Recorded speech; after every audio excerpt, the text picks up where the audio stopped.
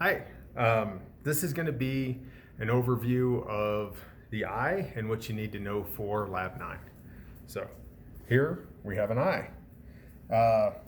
Just to orient you, I turn this guy, here's your ethmoid bone, cribriform plate, and the crista galli. And then come around here, you have the eye socket. These muscles are going to be what moves the eye around. So I'm going to pull it apart. Get these muscles off to the side. Now, the eye is going to have two cavities, and within an anterior and a posterior. So if I take this top piece off, and then we've got this piece comes out. So the posterior cavity, this is going to be the lens for the eye.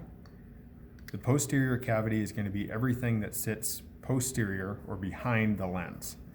So this guy is the vitreous humor, which fills up the posterior cavity.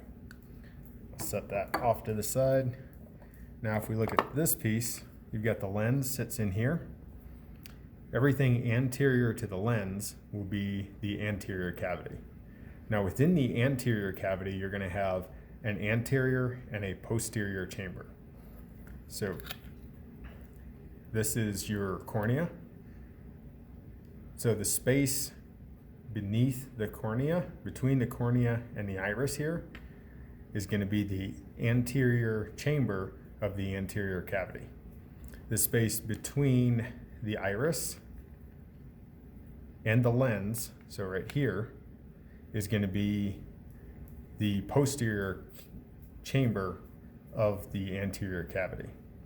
The way to keep that straight is if you think of a cavity as a cave, caves have chambers. So the cavity has chambers, so that hopefully that'll help you keep cavities separate from chambers. Now, I'm going to throw this guy back together real quick.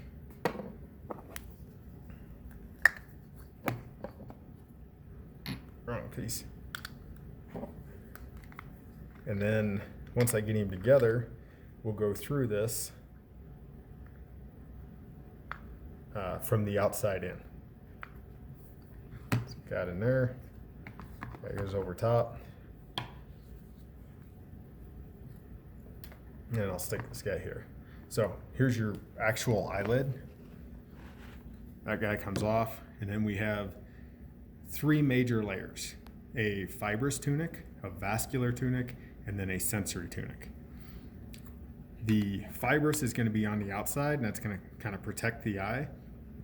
There's two big pieces of it: the cornea, which is here, and this is your cornea, and then the white part is going to be the sclera. So I'm going to pull this sclera off.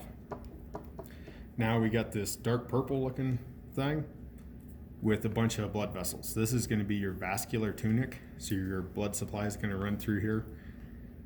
Major parts of the vascular tunic are going to be the choroid, which is here, and then the iris is the colored part of your eye right here, and then the opening in the iris, basically the lack of anything in the center, is going to be the pupil. So that's where light's let into the eye.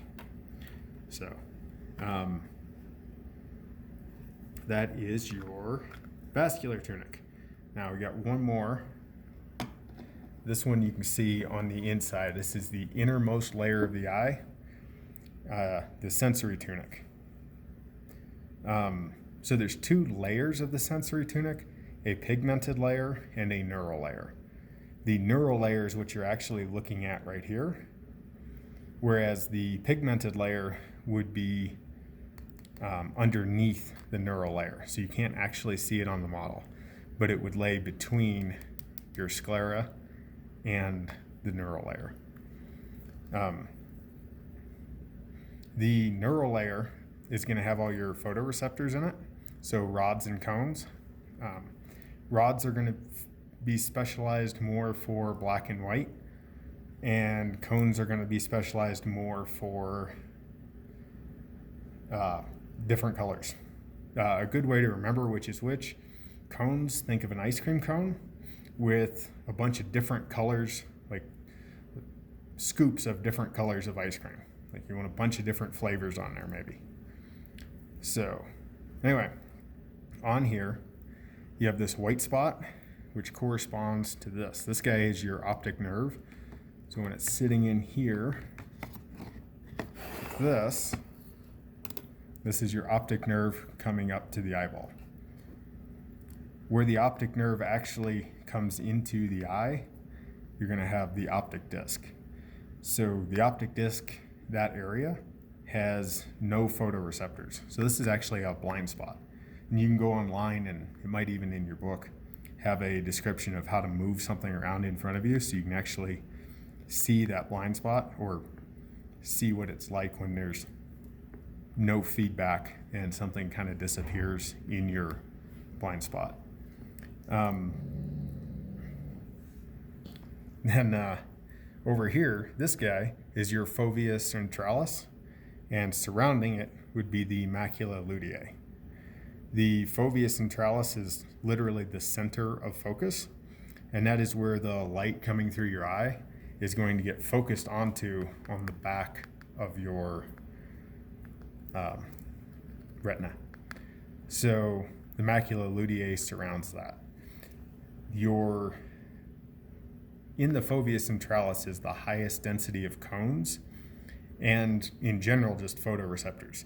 That's why when you look straight at something, that's when you get the best detail generally. And then your peripheral vision is a little less detailed. It would be because you're not seeing, the image isn't focused on there for your peripheral vision. Out here is where tends to have a higher density of rods, so that picks up black and white type stuff better. This is why at night, if you look slightly off to the side of an object, you can see it a little more clearly because the light's getting into the area where there's more cones. The images are getting into the area where there's a little more rods and fewer cones, and the rods are doing better in lower light. So now there's a few other things. I'll put this guy back together real quick again. Actually, go here. So the lens, this is the inside of the eye. Your lens is going to sit in there like that. These white lines are supposed to represent suspensory ligaments, which go attached to the eye all the way around, and that's how the muscles pull on the the lens to change the shape of the lens and to focus the image. Those suspensory ligaments go back to ciliary muscles back here, and those are what are actually doing the pulling. Additionally, you have this here. This sort of serrated looking edge is the ora serratus, and that's where the muscle kind of comes up to and stops. It's the end of the muscle in the eye. That's your ora serratus. And that's about all you need to know for the eye. So I hope that helps.